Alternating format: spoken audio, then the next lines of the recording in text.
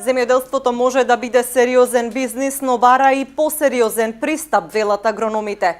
Игор Ивановски смета дека дел од помладите земјоделци се заинтересирани да ги зголемат своите приноси по хектар, за да бидат поконкурентни на пазарите, но и да имаат поголем профит. Тој вели дека со поголема едукација, но и осовременување на производството, тоа може да се оствари.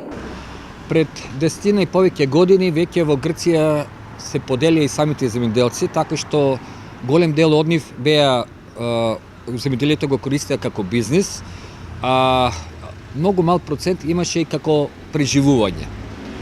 Ја мислам дека доста е кана земјоделието да се смета, да речеме, гранка, стопанска гранка, затоа што сепак шом продуцира капитал е во стопанството, да е гранка на преживување, него гранка за бизнис.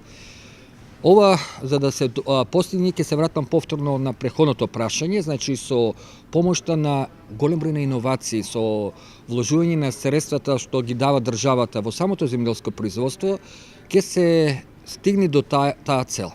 Еве, во одредени голем број на развиени земјоделски држави, не само во Европа, еве и во Турција, еве ќе дам еден пример.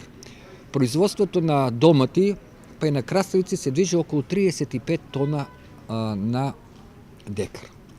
Кај нас пример доматите и краставиците, ако дојдат 10 до 15 тона, тоа е рекорд, што викам свадба се прави.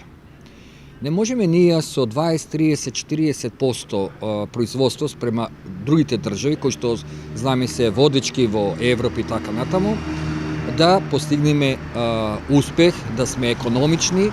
Значи, времето кога малку ќе се произведеше, па со тамчињата, со камиончињата се одеше низ цела Југославија, поранешна Југославија, СФРЈ, зборувам, помина. Македонското производство треба да се стреми кон пазарите во околината, бидејќи има потенцијал количините што може да се произведат да се извезат таму, затоа што ќе бидат многу пониски и трошоците за транспорт. Значи, мора да сме конкурентни и нормално не треба да се плашиме дека не може да сме конкурентни спрема Турција, спрема Шпанија, кој што е веќе влезена во Бугарија, сосна Бугарија, него напротив.